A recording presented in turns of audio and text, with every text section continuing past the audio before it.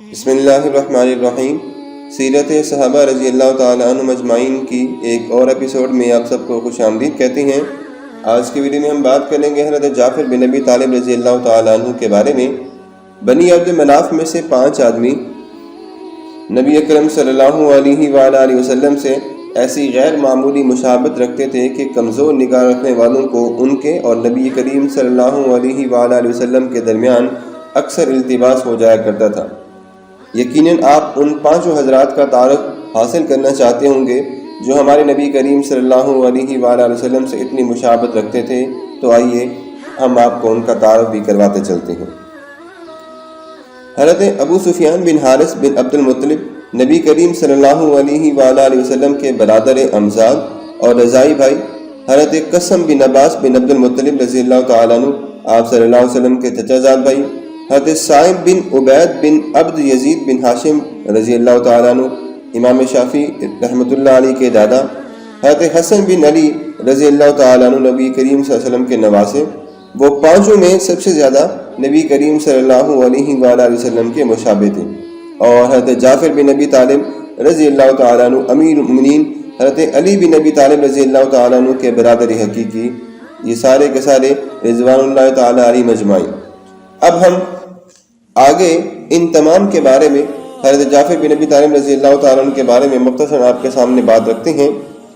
ابو طالب قریش اور خاندان بنی ہاشم میں اپنی رفعت شان اور بڑی منزلت کے ساتھ ساتھ ایک کثیر العیال اور تنگ دست شخص تھے، اور اس قحط نے ان کی مفلوق الحالی میں مزید اضافہ کر دیا تھا جس میں قریش کے لوگ مبتلا تھے، جس کی لپیٹ میں آ کر جانور ہلاک ہو گئے اور فصلیں تباہ و برباد ہو رہی تھیں، جس نے لوگوں کو بوسیدہ ہڈیاں تک کھانے پر مجبور کر دیا تھا۔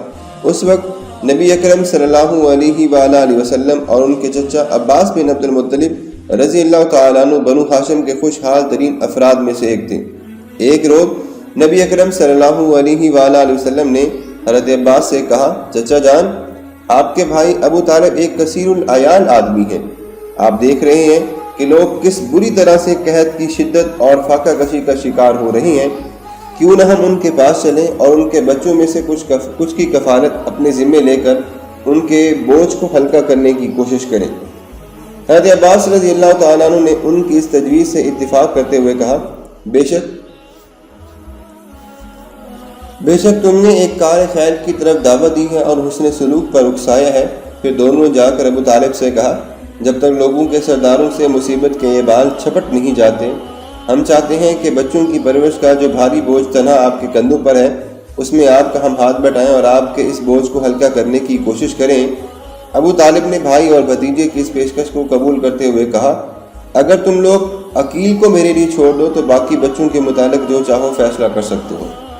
چنانچہ نبی کریم صلی اللہ علیہ وسلم نے حضرت علی رضی اللہ تعالیٰ عنہ کو اور عباس رضی اللہ تعالیٰ عنہ نے جعفر رضی اللہ تعالیٰ عنہ کو لے کر اپنے بچوں کے ساتھ شامل کر لیا۔ اس کے بعد حضرت علی رضی اللہ تعالیٰ عنہ برابر نبی کریم صلی اللہ علیہ وآلہ وسلم کے ساتھ رہے، حتیٰ کہ اللہ تبارک و تعالیٰ نے ان کو نبی بنا لیا اور دین حق اور ہدایت دے کر مبعوث فرما دیا۔ اس طرح حضرت جعفر بن ابی طالب رضی اللہ تعالیٰ عنہ بھی برابر اپنے چچا عباس رضی اللہ تعالیٰ عنہ کے کہنے تک یہاں رہے، یہاں تک کہ وہ جوانی کی عمر کو پہنچ گئے اور نبی کریم صلی اللہ علیہ وآلہ وسلم کی دعوت پر لبیک کہتے ہوئے دار اسلام میں داخل ہو گئے اور پھر اپنے پاؤں پر کھڑے ہو گئے۔ حضرت جعفر بن ابی طالب رضی اللہ تعالیٰ عنہ اور ان کی اہلیہ محترمہ اسماء بنت امیس رضی اللہ تعالیٰ عنہ اس کاروان نکہت نور میں آغاز سفر سے شریک تھے۔ یہ دونوں نبی کریم صلی اللہ علیہ وسلم کے دار ارقم میں داخل ہونے سے پہلے حضرت ابو بکر صدیق رضی اللہ تعالیٰ عنہ کے دستے مبارک پر ایمان لا چکے تھے، اور اس ہاشمی نوجوان اور اس کی نوعمر بیوی نے قریش کے ہاتھوں وہ ساری بلائیں اور مصیبتیں جھیلیں جن سے ابتدائی زمانے کے مسلمانوں کو پالا پڑا تھا، لیکن انہوں نے ہر اذیت پر صبر و تحمل کا مظاہرہ کیا، کیونکہ ان کو یہ بات بخوبی معلوم تھی کہ جنت پہنچنے کے لیے ان دشوار گزار گھاٹیوں کو عبور کرنا ناگزیر ہے۔ لیکن یہ چیز ان کے اور ان کے دوسرے دینی بھائیوں کے لیے انتہائی وہ پریشانی کا باعث بنی رہی کہ قریش کے لوگ ان کے اور اسلامی شعائر اور احکام کی ادائیگی کے درمیان حائل ہو کر انہیں اسلام کی لذت سے محروم کر رہی ہیں۔ وہ ہر جگہ ان کی گھات میں بیٹھے رہتے اور ہر وقت ان کی نگرانی کرتے رہے۔ محترم سامعین، اس صورتحال سے تنگ آ کر حضرت جعفر بن ابی طالب رضی اللہ تعالیٰ عنہ نے نبی کریم صلی اللہ علیہ وآلہ وسلم سے اس بات کی اجازت طلب کی کہ وہ اپنی بیوی اور صحابہ کی ایک مختصر جماعت کے ساتھ سرزمین حبشہ کی طرف ہجرت کر جائیں۔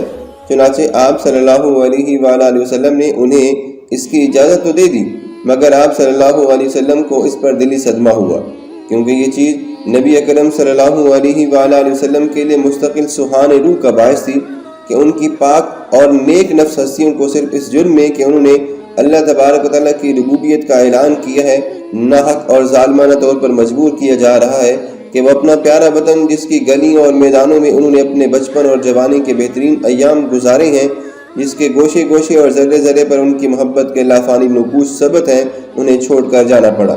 لیکن اس وقت آپ صلی اللہ علیہ وآلہ وسلم کے پاس اتنی طاقت نہیں تھی کہ قریش کے ان مظالم کو روک سکتے۔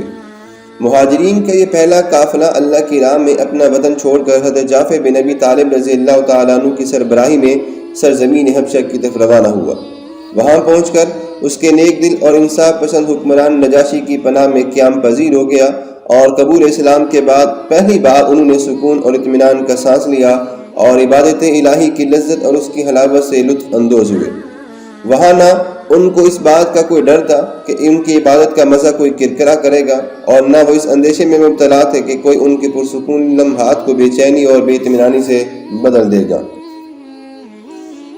ادھر جب قریش کو اور مسلمانوں کے ارض حبشہ کی طرف ہجرت کر جانے کا علم ہوا اور ان کو پتہ چلا کہ وہ لوگ شاہ حبشہ کی حمایت اور اس کی پناہ میں اپنے دین و عقیدہ کے مطابق اطمینان اور بے خوفی کے ساتھ زندگی گزار رہے ہیں، تو وہ ان کے خلاف سازش اور اصلاح و مشورہ میں مصروف ہو گئے کہ تاکہ انہیں قتل کرنے میں کامیاب ہو جائیں۔ اب وہ پوری سرگزشت ہم مسلمہ کے حوالے کرتے ہیں۔ ام سلمہ رضی اللہ تعالی عنہ کے حوالے کرتے ہیں کہ وہ اسے آپ کے سامنے بیان کرے۔ وہ فرماتی ہیں کہ جب لوگ ہم حبشہ کی سرزمین میں جا کر ٹھہرے تو وہاں ہم کو بہترین لوگوں کی ہمسائی ملی۔ وہاں ہم اپنے دین کے متعلق ہر طرح سے بے خوف ہو کر اپنے رب کی عبادت میں مصروف ہو گئے۔ وہاں نہ تو ہم کو کسی اذیت سے دوچار ہونا پڑا، نہ کوئی ناپسندیدہ اور دل آزار بات سننی پڑی۔ ان حالات کی اطلاع جب قریش کو ہوئی تو انہوں نے ہمارے خلاف سازش کر کے اپنے دو مضبوط آدمیوں عمر بن عاص اور عبداللہ بن ربیعہ کو نجاشی کے پاس بھیجا، اور ان کے ہاتھ نجاشی اس کے درباریوں اور فوجی سرداروں کے لیے سرزمین حجاز کی وہ بیش قیمت چیزیں تحفہ کے طور پر بھیجی جنہیں وہ پسند کیا کرتے تھے۔ ساتھ ہی ان کو اس بات کی بھی تاکید کر دی کہ ہمارے یعنی مسلمانوں کے مسئلہ پر بادشاہ سے گفتگو کرنے سے پہلے ہر سردار کو اس کا تحفہ دے دینا۔ جب وہ دونوں حبشہ پہنچے تو حسب ہدایت سب سے پہلے وہ نجاشی کے درباریوں سے ملے، اور ان میں سے ہر ایک کے سامنے ہدیہ پیش کرنے کے بعد اس سے کہا کہ ہمارے یہاں کچھ ناسمجھ لڑکے جنہوں نے اپنے آباء و اجداد کا پرانا دین ترک کر کے ایک نیا دین اپنا لیا ہے اور اپنی قوم کے اندر پھوٹ ڈال دی ہے، بھاگ کر بادشاہ کے ملک میں آ گئے ہیں۔ جب ہم بادشاہ سے ان کے معاملے میں گفتگو کریں تو آپ لوگ ہماری تائید کریں اور اس کو یہ مشورہ دیں کہ وہ ان سے ان کے دین کے بارے میں کوئی سوال جواب کیے بغیر انہیں ہمارے حوالے کر دے، کیونکہ ان کے قبیلوں کے سربراہ کو ان کے اور ان کے عقائد کو زیادہ بہتر طور پر وہ جانتے ہیں اور سمجھتے ہیں۔ تو درباریوں نے کہا کہ ہم ضرور بادشاہ کو مشورہ دیں گے۔ ام سلمہ رضی اللہ تعالی عنہ مزید کہتی ہیں، عمر بن عاص اور اس کے ساتھی کو اگر کوئی بات سب سے زیادہ ناگوار تھی تو وہ یہ تھی کہ نجاشی ہم لوگوں میں سے کسی کو اپنے پاس بلا کر اس کی بات سنے۔ ان دونوں نے بادشاہ کے دربار میں حاضر ہو کر اس کی خدمت میں ہدیے پیش کیے جن کو اس نے بہت پسند کیا۔ پھر اپنی گفتگو کا آغاز کرتے ہوئے کہا، اے بادشاہ، ہمارے کچھ بدترین قسم کے نوجوان ہیں جنہوں نے بھاگ کر آپ کے ملک میں پناہ لے رکھی ہے، اور انہوں نے ایک ایسا دین اختیار کر رکھا ہے جس سے نہ ہم لوگ واقف ہیں نہ آپ اسے متعارف ہیں، اور انہوں نے ہمارا دین چھوڑ دیا ہے مگر وہ آپ کے دین میں بھی داخل نہیں ہوئے۔ اس لیے ان کی قوم کے سرداروں اور ان کے آباء و اجداد اور ان کے خاندان کے سربراہوں نے اس درخواست کے ساتھ ہم کو آپ کی خدمت میں بھیجا ہے کہ آپ انہیں ہمارے ساتھ واپس بھیجیں، کیونکہ جو فتنہ ان لوگوں نے برپا کر رکھا ہے اس کو وہی لوگ زیادہ بہتر جانتے ہیں۔ یہ سن کر بادشاہ نے سرداروں کی طرف نظر اٹھائی۔ انہوں نے قریشی سفیروں کی تائید کرتے ہوئے کہا، عالی جاں، یہ دونوں بالکل ٹھیک کہہ رہے ہیں، کیونکہ انہوں نے جو غلط رویہ اپنایا ہے اس کے متعلق وہی لوگ بہتر جانتے ہیں، اس لیے آپ ان کو واپس بھیج دیں تاکہ وہ لوگ ان کے بارے میں جو مناسب فیصلہ سمجھیں کر سکیں۔ بادشاہ کو درباریوں کی یہ بات پسند نہیں آئی۔ اس نے سخت غصے کا اظہار کرتے ہوئے کہا، نہیں، اللہ کی قسم، جب تک ان کو بلا کر ان باتوں سے متعلق میں ان سے پوچھ نہیں لیتا جو ان کی طرف منسوب کی جا رہی ہیں، انہیں کسی کے حوالے میں ہرگز نہیں کروں گا۔ اگر وہ باتیں جو یہ دونوں ان کے بارے میں کہہ رہی ہیں درست ہوئیں تو میں انہیں آپ کے ثبوت کر دوں گا، لیکن اگر معاملہ اس کے برعکس ہوا تو میں اس وقت تک ان کی حمایت سے ہاتھ نہیں اٹھاؤں گا جب تک کہ وہ یہاں رہنا چاہیں گے۔ ام سلمہ رضی اللہ تعالی عنہ اپنے بیان کا سلسلہ مزید آگے بڑھاتے ہوئے وہ کہتی ہیں، پھر نجاشی نے ہم لوگوں کو ملاقات کے لیے بلایا۔ اس کے یہاں جانے سے پہلے ہم لوگ ایک جگہ پر جمع ہوئے اور ہم نے آپس میں کہا کہ بادشاہ ہم سے ہمارے دین کے بارے میں ضرور پوچھے گا۔ اس موقع پر ہمیں کسی لاگ لپیٹ کے بغیر بالکل واضح اور صاف طور پر وہ باتیں اس کے سامنے رکھ دینی چاہیے جن پر ہم ایمان رکھتے ہیں، اور بادشاہ کے سامنے ہم سب لوگوں کو نمائندگی کی صرف جعفر بن ابی طالب رضی اللہ تعالیٰ عنہ وہی کریں گے اور ان کے سوا کوئی دوسرا وہاں پہ نہیں بولے گا۔ جب ہم لوگ بادشاہ کے دربار میں پہنچے تو دیکھا کہ اس نے اپنے درباریوں کو بلا رکھا ہے جو اپنی اپنی جگہوں پر اپنی مخصوص درباری لباس میں بیٹھے ہیں، سروں پر ٹوپیاں رکھے، سامنے کتابیں کھولے۔ ہم نے دیکھا کہ عمر بن ناس اور عبداللہ بن ربیعہ بھی اس کے پاس پہلے سے موجود ہیں۔ جب سب لوگ اطمینان سے اپنی اپنی جگہوں پر بیٹھ گئے تو نجاشی نے ہماری طرف رخ کرتے ہوئے پوچھا، بتاؤ وہ کون سا نیا دین ہے جس کو تم لوگوں نے اختیار کر رکھا ہے، جس کے لیے تم نے اپنے آباء و اجداد کے دین کو چھوڑ دیا ہے؟ مگر نہ تو میرے دین میں داخل ہوئے اور نہ دیگر ادیان و ملل میں سے میں نے کسی کو اپنایا۔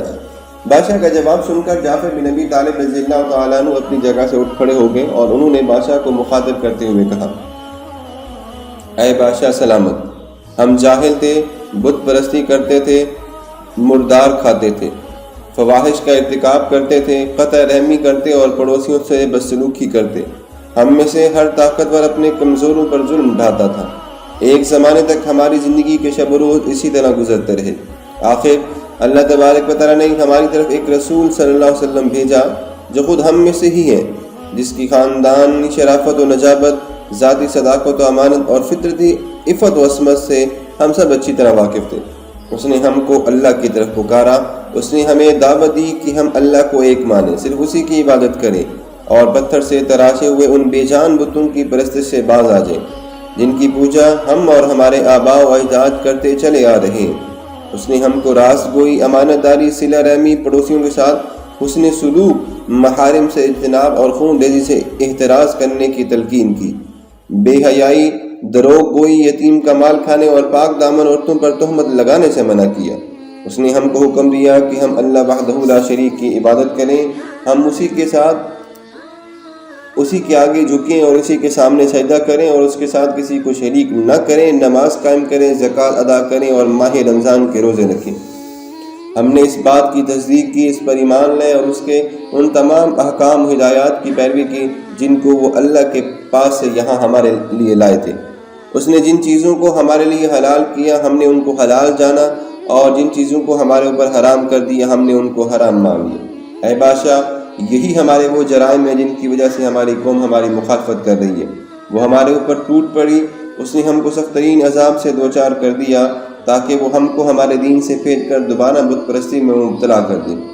جب انہوں نے ہمارے اوپر ظلم و ستم کی حد کر دی، ہمارے اوپر عرصہ حیات تنگ کر دیا، ہم کو مغلوب کر لیا اور ہم کو اپنے دین پر عمل کرنے سے روک دیا، اور پانی ہمارے سر سے اونچا ہو گیا، تو ہم اپنا وطن چھوڑ کر اپنے ملک میں آ گئے۔ ہم نے دوسروں پر آپ کی ترجیح دی اور آپ کی ہمسائیگی کو پسند کر لیا، کیونکہ ہم کو اس بات کی پوری امید تھی کہ آپ ہمارے اوپر کوئی ظلم نہیں کرنے دیں گے۔ ام سلمہ مزید کہتی ہیں، اس موقع پر نجاشی نے جعفر بن ابی طالب رضی اللہ تعالیٰ عنہ کی طرف متوجہ ہوتے ہوئے دریافت کیا کہ کیا تمہارے نبی صلی اللہ علیہ وآلہ وسلم اللہ کی طرف سے جو پیغام لائے ہیں، کیا اس میں سے کچھ تمہارے پاس بھی ہے؟ انہوں نے کہا، ہاں کیوں نہیں؟ تو نجاشی نے کہا، مجھے سناؤ۔ چنانچہ جعفر بن ابی طالب نے پڑھنا شروع کیا، بسم اللہ الرحمن الرحیم، کاف ہا یا عین صاد، ذکر رحمت ربک عبدہ زکریا اذ نادى ربه نداء خفيا قال رب انی وهن العظم منی واشتعل الرأس شیبا ولم أكن بدعائک رب شقیا۔ سورہ مریم۔ یہ ذکر ہے اس رحمت کا جو تیرے رب نے اپنے بندے زکریا پر کی تھی جبکہ اس نے اپنے رب کو چپکے چپکے پکارا۔ اس نے عرض کیا، اے میرے پروردگار، میری ہڈیاں تک گھل گئی ہیں اور میرے سر پر بڑھاپے سے بھڑک اٹھا ہے۔ یہاں تک انہوں نے سورت کا ابتدائی حصہ مکمل کیا۔ ام سلمہ رضی اللہ تعالیٰ عنہ مزید فرماتی ہیں کہ کلام الہی کو سن کر نجاشی اتنا متاثر ہوا کہ زاروں قطار رونے لگا، یہاں تک کہ روتے روتے اس کی داڑھی آنسو سے تر ہو گئی۔ اس کے ساتھ اس کے درباری بھی رو رہے تھے، وہ بھی اتنا روئے کہ ان کی کتابیں اشکوں سے بھیگ گئیں۔ اس کے بعد نجاشی نے ہم سے کہا کہ یہ جو کلام تمہارے نبی پر اترا ہے وہ کلام جو عیسیٰ لائے تھے، دونوں ایک ہی نور کی شعائیں ہیں۔ پھر اس نے عمر بن عاص اور اس کے ساتھی کو مخاطب کر کے کہا، تم لوگ واپس چلے جاؤ، اللہ کی قسم میں انہیں کبھی بھی تمہارے پاس یا تمہارے حوالے نہیں کر سکتا۔ ام سلمہ کہتی ہیں کہ جب ہم لوگ نجاشی کے دربار سے نکلے تو عمر بن عاص نے ہم لوگوں کو دھمکی دیتے ہوئے اپنے ساتھی سے کہا، اللہ کی قسم میں کل پھر بادشاہ کے پاس آؤں گا اور اس کو ان لوگوں کے متعلق ایک ایسی بات بتاؤں گا جو اس کے سینے کو ان کے خلاف غیظ و غضب اور اس کے دل کو نفرت و کرہ سے بھر دے گی۔ میں اس کو اس بات پر آمادہ کر کے چھوڑوں گا کہ وہ مکمل طور پر ان کا استحصال کر دے اور ان کو یہاں سے پھینک دے۔ اس پر عبداللہ بن ربیعہ نے کہا، عمر اللہ کے لیے ایسا نہ کرنا، یہ سب اگرچہ ہمارے مخالف ہیں مگر ہیں تو ہمارے قریبی اور عزیز دوست اور بھائی۔ مگر عمر بن عاص نے انکار کرتے ہوئے کہا، چھوڑو اس بات کو، میں بادشاہ کو ایسی بات بتاؤں گا جس کی وجہ سے ان کے پاؤں کے نیچے سے زمین کھسک جائے گی۔ اللہ کی قسم میں اس سے کہوں گا کہ عیسیٰ بن مریم کے متعلق ان لوگوں کا خیال ہے کہ وہ اللہ کے بیٹے نہیں اس کے بندے ہیں۔ اور اگلے روز عمر بن عاص نے نجاشی کے دربار میں حاضر ہو کر کہا، علی جاں، یہ لوگ جن کو آپ نے اپنے یہاں پناہ دے رکھی ہے اور جن کو آپ نے اپنی حمایت کا سایہ فراہم کیا ہے، یہ لوگ عیسیٰ بن مریم کے متعلق بہت سخت اور نہایت ناپسندیدہ بات کہتے ہیں۔ آپ انہیں بلوائیے اور اس بات پر ان سے پوچھ گچھ کیجیے جو وہ عیسیٰ بن مریم کے بارے میں کہتی ہیں۔ ہم لوگوں کو جب اس بات کا پتہ چلا تو ہمیں اس کی بڑی فکر ہوئی اور ہم لوگ غم سے نڈھال ہو گئے۔ پھر ہم نے اس مسئلے پر غور کرنے کے لیے ایک دوبارہ مشورہ کیا، مجلس رکھی۔ اگر بادشاہ نے عیسیٰ بن مریم کے متعلق ہم سے پوچھا تو ہم کیا جواب دیں گے؟ آخرکار یہ بات طے ہوئی کہ ہم ان کے متعلق وہی بات کہیں گے جو اللہ تبارک و تعالیٰ نے ہمیں بتائی ہے۔ اس معاملے میں ہم رسول اللہ صلی اللہ علیہ وسلم کی لائی ہوئی تعلیم سے انحراف تو نہیں کر سکتے، چاہے اس کے نتیجے میں ہمارا جو بھی حشر ہو۔ ہم نے یہ بات بھی متفقہ طور پر منظور کر لی کہ بادشاہ کے سامنے اس دفعہ بھی جعفر بن ابی طالب رضی اللہ تعالیٰ عنہ ہماری نمائندگی کریں گے۔ پھر جب بادشاہ کے دربار میں طلب کرنے پر ہم اس کے دربار میں پہنچے تو اس کے درباری آج بھی حسب معمول اور حسب مراتب اپنی اپنی جگہوں پر بیٹھے تھے۔ ہم نے عمر بن عاص اور اس کے ساتھی کو بھی بادشاہ کے پاس موجود پایا۔ جب ہم بادشاہ کے سامنے پہنچ گئے تو اس نے سلسلہ گفتگو کا آغاز کرتے ہوئے کہا کہ تم عیسیٰ بن مریم کے بارے میں کیا کہتی ہو؟ ان کے بارے میں ہم وہی کہتے ہیں جو ہمارے نبی صلی اللہ علیہ وسلم نے ہم کو بات بتائی ہے۔ جعفر بن ابی طالب نے کہا، وہ ان کے بارے میں کیا کہتی ہیں؟ نجاشی نے پوچھا۔ وہ کہتے ہیں کہ جعفر نے کہا، وہ اللہ کے بندے، اس کے رسول، اس کی روح اور اس کا کلمہ ہے جس کو اس نے کنواری مریم بتول کی طرف القاء کیا۔ جعفر کی یہ بات سن کر نجاشی نے اپنے ہاتھ کو زمین پر مارتے ہوئے کہا، اللہ کی قسم، عیسیٰ بن مریم کے بارے میں تمہارے نبی نے جو بات بتائی ہے ان کی حیثیت ایک بال کے برابر بھی اس سے زیادہ نہیں ہے۔ نجاشی کے منہ سے یہ باتیں سن کر اس کے پاس بیٹھے ہوئے درباری غصے سے پیچ و تاب کھانے لگے اور پھنکارے مارنے لگے۔ ان کی یہ حالت دیکھ کر نجاشی نے پھر کہا، چاہے تم لاکھ پھنکارے مارو مگر حقیقت یہی ہے جو میں کہہ رہا ہوں۔ پھر اس نے ہماری طرف توجہ کرتے ہوئے کہا، جاؤ تم لوگ بے خوف و خطر اور اطمینان کے ساتھ رہو۔ جو شخص بھی تم کو گالی دے یا برا بھلا کہے اس کو تاوان ادا کرنا پڑے گا، اور جو تم سے کسی قسم کا تعلق کرے گا اسے سزا بھگتنی پڑے گی۔ اللہ کی قسم، مجھے یہ بھی منظور نہیں کہ تم میں سے کسی کو کوئی تکلیف پہنچائی جائے اور اس کے عوض میں مجھے سونے کے پہاڑ بھی مل جائیں۔ پھر اس نے عمر بن عاص اور اس کے ساتھی کی طرف اشارہ کرتے ہوئے اپنے آدمیوں کو حکم دیا، ان کے ہدیے نے واپس کر دو، مجھے ان کی کوئی ضرورت نہیں۔ ام سلمہ مزید فرماتی ہیں، اس کے بعد عمر بن عاص اور عبداللہ بن ربیعہ وہاں سے خائب اور خاسر لوٹ گئے اور ہم لوگ عزت و آرام کے ساتھ نجاشی کے یہاں رہنے لگے۔ سیرت ابن ہشام۔ محترم سامعین، یہ تھے حضرت جعفر بن ابی طالب رضی اللہ تعالیٰ عنہ کہ جنہوں نے نجاشی کے دربار میں بے دھڑک ایسی بات کہہ دی کہ جو انہیں اللہ کے نبی صلی اللہ علیہ وآلہ وسلم نے بدلائی تھی۔ محترم سامعین، آج کی ویڈیو کا ہم یہیں پہ اختتام کرتے ہیں۔ ملتے ہیں ایک اور ایپیسوڈ کے ساتھ جلدی۔ اپنا بہت سارا خیال رکھیے گا، دعاؤں میں یاد رکھیے گا۔ اللہ حافظ۔